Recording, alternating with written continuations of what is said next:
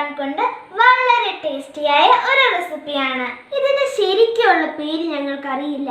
ഈ റെസിപ്പി കണ്ടു കഴിഞ്ഞാൽ ഇതിനെ പറ്റിയ ഒരു പേര് എല്ലാവരും കമന്റ് ചെയ്യണം പ്ലീസ്. അപ്പോൾ നമുക്ക് ഇതെങ്ങനെയാണ് ഉണ്ടാക്കുന്നതെന്ന് നോക്കാം.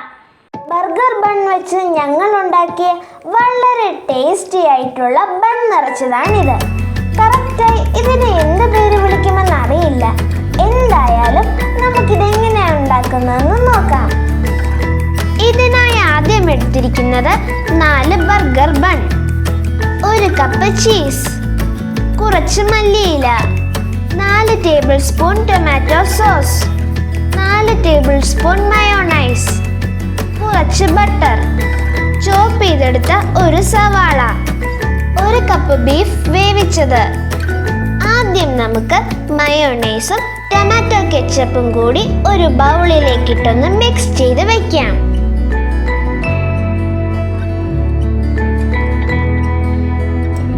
ഇനി ബീഫ് ഇതുപോലെ മിക്സിയുടെ ജാറിലേക്കിട്ട് ഒന്ന് മിക്സ് ചെയ്തെടുക്കാം.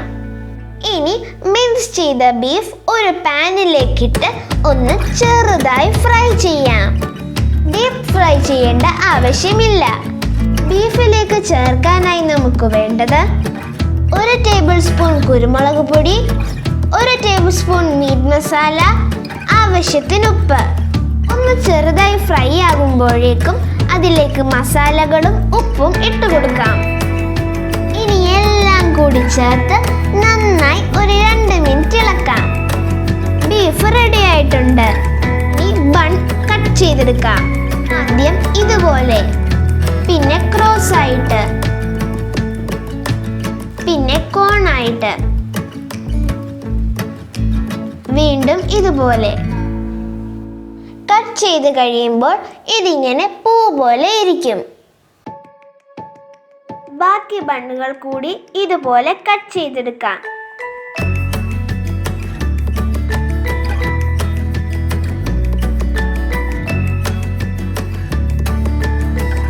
ഇനി ഇതുപോലൊരു പൈപ്പിംഗ് ബാഗ് കയ്യിലുണ്ടെങ്കിൽ അതിലേക്ക് മയോ സോസ് മിക്സ് ഇതുപോലെ ഇട്ട് കൊടുക്കാം. ഇല്ലെങ്കിൽ ചെറിയൊരു സ്പൂൺ വേണമെങ്കിലും ഉപയോഗിക്കാം. ഇനി ഇതുപോലെ ഓരോ ഗ്യാപ്പിലും മയോ സോസ് മിക്സ് തേച്ചു കൊടുക്കാം. ദാ എല്ലായിടത്തും തേച്ചിട്ടുണ്ട്.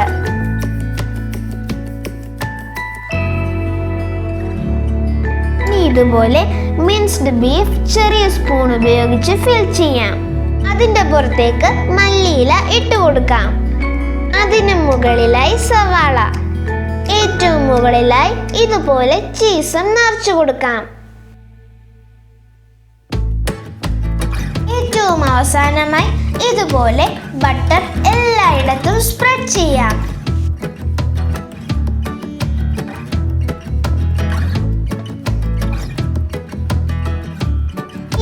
ഇതുപോലെ 10 മിനിറ്റ് പ്രീഹീറ്റ് ചെയ്ത പാനിലേക്ക് ഈ ബണ്ണുകൾ വെച്ച് ബേക്ക് ചെയ്തെടുക്കാം.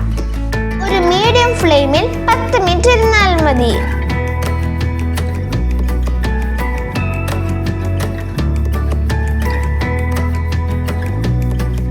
ദാ ബേക്ക് ആക്കി എടുത്തിട്ടുണ്ട്. നമ്മുടെ ബൺ നിറച്ചതെല്ലാം റെഡി ആയിട്ടുണ്ട്. ഒരു ചെറിയ ഫ്രൂട്ടും കൂടി വെച്ച് ഡെക്കറേറ്റ് ചെയ്ത് സെർവ് ചെയ്തിട്ടുണ്ട്. ഈ വീഡിയോ ഇഷ്ടമായെങ്കിൽ ലൈക്ക് ചെയ്യാനും ഷെയർ ചെയ്യാനും ഞങ്ങളുടെ ചാനൽ സബ്സ്ക്രൈബ് ചെയ്യാനും മറക്കരുത്. സബ്സ്ക്രൈബ് ചെയ്യുമ്പോൾ തൊട്ടടുത്തുള്ള ബെല്ലൈക്കൺ അമർത്തി ഓൾ എന്ന ഓപ്ഷൻ പ്രസ് ചെയ്യണം.